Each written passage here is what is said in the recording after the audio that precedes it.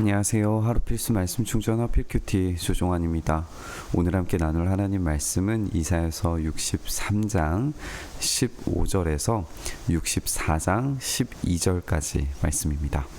네, 오늘은 어제에 이어서 이제 기도의 본문을 함께 읽게 됩니다. 하나님 앞에 간절한 호소로 나아가게 되는 이 기도의 모습을 우리가 살펴보면서 우리의 기도를 한번 살펴보고 점검해보는 시간이었으면 좋겠습니다.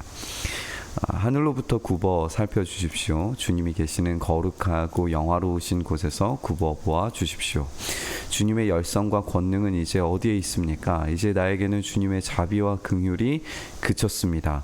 주님께서는 우리의 아버지이십니다. 아브라함은 우리를 모르고 이스라엘은 우리를 인정하지 않는다 하여도 오직 주 하나님은 우리의 아버지이십니다. 옛적부터 주님의 이름은 우리의 속량자이십니다. 라고 이야기하면서 하나님이 어떤 분이신지에 대해서 이제 고백하고 있는 것이죠. 하나님께서 계신 곳, 그리고 하나님의 그 열성과 권능, 자비와 긍휼, 하나님의 이제 성품에 기대어서 기도하고 있는 것을 우리가 보게 되고요.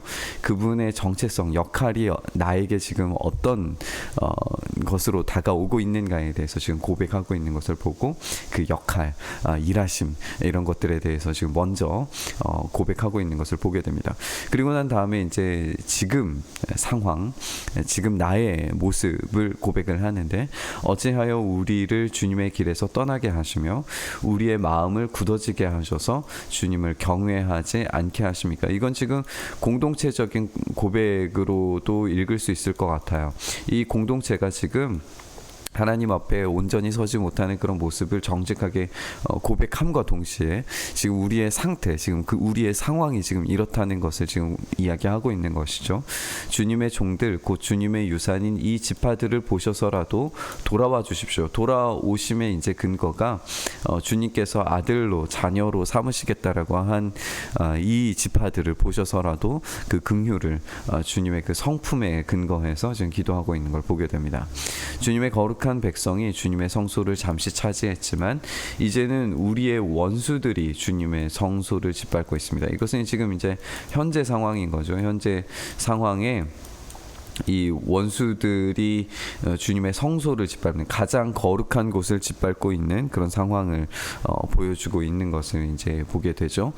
우리는 오래전부터 주님의 다스림을 전혀 받지 못하는 자같이 되었으며 주님의 이름으로 불리지도 못하는 자같이 되었습니다. 이렇게 이야기하면서 이 다스림과 주님의 이름이 떠난 저주받은 상태의 상황임을 이제 이야기하고 있습니다. 이렇게 자신의 현상에 대해서 이야기하고 있는데, 이제 이런 자신의 현상을 넘어서 하나님께서 일하시길 바라는 그 호소문을 함께 읽어보겠습니다. 주님께서 하늘을 가르시고 내려오시면 산들이 주님 앞에서 떨 것입니다. 마치 불이 섭을 사르듯이 불이 물을 끓이듯 할 것입니다. 라고 이야기하면서 불과 산들이 떨게 되는 지진이에요. 불과 지진이 이제 함께 등장하게 되는데, 이게 이제 시내산에서 그리고 엘리야의 그 기도의 응답 가운데에서 보여졌던 이 하나님의 임재를 표현하는 그런 상징들입니다. 주님의 대적들에게 주님의 이름을 알게 하시고 이방 나라들이 주님 앞에서 떨게 하십시오라고 하면서 이제 하나님의 임재를 간절히 간구하는 그런 모습입니다.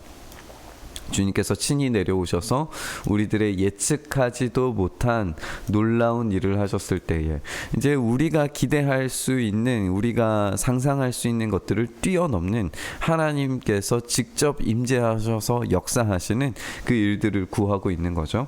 산들이 주님 앞에서 떨었습니다. 마찬가지로 이제 하나님의 임재에 대한 그런 고백입니다.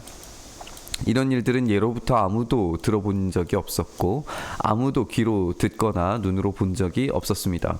우리가 이사야서에서 핵심적인 어떤 내용들을 살펴본 것들이 사람들이 눈으로 보아도 보지 못하고 들어도 듣지 못하는 이스라엘 백성들의 상태를 고발했었는데, 이제 하나님의 임재는 누구도 귀로 듣거나 누구도 눈으로 본 적이 없는 전혀 새롭고 특별한 경험이 될 거라는 이야기예요.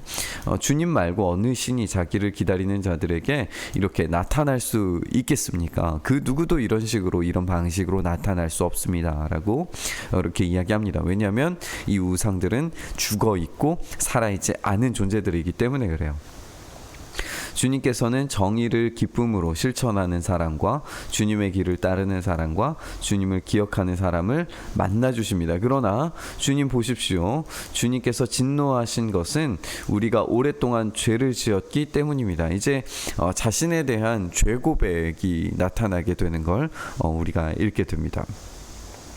우리는 도무지 우리 스스로 구원의 능력을 행할 의지도 그런 능력도 없다는 사실을 계속해서 강조해오고 있는 것을 우리가 생각을 해본다면 오늘 이 본문에서 내가 죄를 지었고 하나님 앞에 기도하고 호소하는 그것도 결국에는 내가 죄인이고 내가 아무것도 할 수 없다는 자기 고백에서 그 근거에서 이루어진다는 사실도 우리가 읽게 되는 거예요. 우리가 어찌 구원을 받겠습니까? 우리는 그럴 만한 자격도 그럴 만한 능력도 없습니다 라고 그렇게 이야기하고 있어요. 우리는 모두 부정한 자와 같고 우리의 모든 의인은 더러운 옷과 같습니다. 우리는 모두 나뭇잎처럼 시들었기 때문에 우리의 죄악이 바람처럼 우리를 휘몰아갑니다. 이렇게 지금 우상 숭배의 모습 가운데 빠져서 도무지 의를 선을 행할 수 없는 상태를 고백하고 있는 거예요. 아무도 주님의 이름을 부르지 않고 주님을 굳게 의지하려고 분발하는 사람도 없습니다. 그렇기에 주님이 우리에게서 얼굴을 숨기셨고 우리의 죄악 탓으로 우리를 소멸시키셨습니다. 그러나 이제 이런 자기의 고백 이후에 주님께서 우리의 아버지이시기 때문에 어떤 분이신지 우리는 진흙이고 우리는 아무런 능력이 없는 자이고 주님께서 우리를 빚으신 토기장이시기 때문에 그러니까 하나님의 역할과 일하심을 다시 한번 그 근거를 들어서 기도하고 있는 것이죠. 우리 모두가 주님이 손수 지으신 피조물입니다. 주님의 진노를 거두어 주십시오. 우리의 죄악을 영원히 기억하지 말아 주십시오. 주님 보십시오. 우리는 다 주님의 백성입니다. 우리가 누구인지 그 정체성을 다시 한번 하나님께 상기시켜 드리는 거죠. 우리는 능력 없고 우리는 죄인들이고 우리의 입술은 우리의 손은 우리는 정말 패악한 자손들이지만 그런 민족이지만 하나님께서 우리를 자녀로 그리고 우리를 직접 만드신 피조물들로서 세우셨기 때문에 그 하나님의 손을 하나님의 그 능력을 우리의 지금 이 비참한 현실 가운데 드러내 보여달라는 아주 간절한 기도입니다. 주님의 거룩한 성읍들이 광야가 되었고 시온은 광야가 되었고 예루살렘은 황폐해졌습니다. 우리의 조상이 주님을 찬송하던 성전 우리의 거룩하고 영광스럽던 성전이 불에 탔고 우리에게 즐거움을 주던 곳들이 모두 황폐해졌습니다. 지금 여기에서 보시면 이제 이스라엘 전역이 지금 황폐화되어져 있는 상황을 우리가 보게 되죠. 거룩한 성읍으로부터 시작해서 시온, 예루살렘 그리고 가장 중요한 성전에 이르기까지 그리고 가장 내밀한 그 기쁨, 구원의 기쁨을 경험해야 되는 그 모든 곳이 지금 황폐화되어져 있는 것을 보게 됩니다. 그래서 하나님이 약속하신 그 땅의 중심부로 들어가면 들어갈수록 광야에서 황폐화됨에서 불에 타고 황폐화됨 이 모든 이제 이미지들이 중첩이 되면서 전적으로 폐허가 돼버린 이스라엘 상황을 다시 한번 하나님께 알려드리고 있어요. 주님 형편이 이러한데도 주님께서 그저 가만히 계시겠습니까?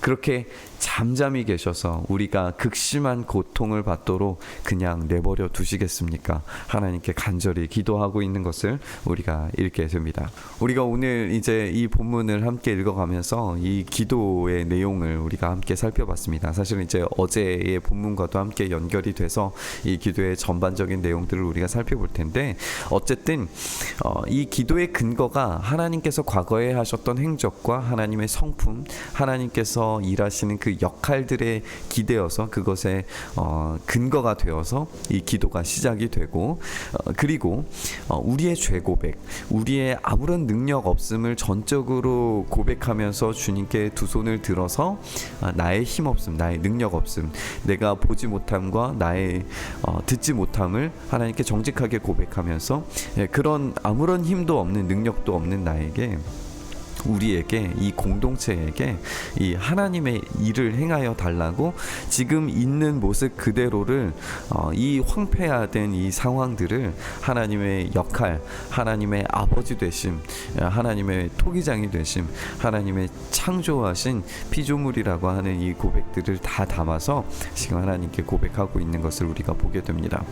우리가 이 두 가지의 근거에 따라서 우리의 지금 현상을 고백하고 있는 것을 우리가 보게 되죠.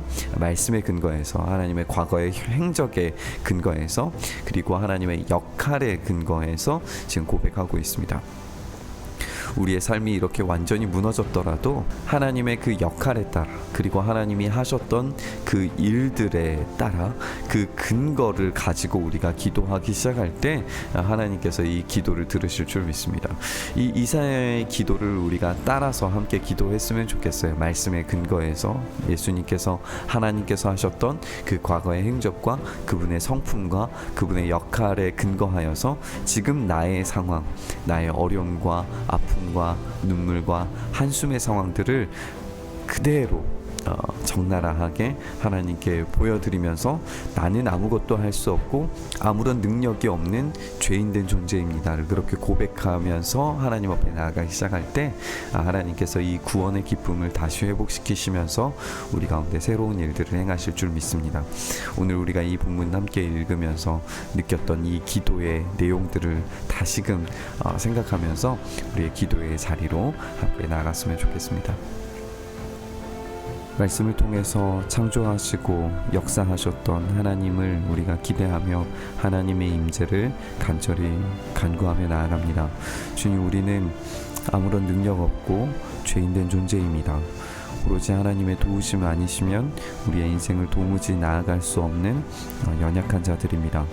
하나님의 성품에 따라, 하나님의 그 인자와 자비에 따라 우리의 삶을 불쌍히 여기시고 긍휼히 여기셔서 십자가 붙들고 나아가려고 몸부림치는 우리의 삶에 일하시고 역사하시고 인도하여 주시옵소서.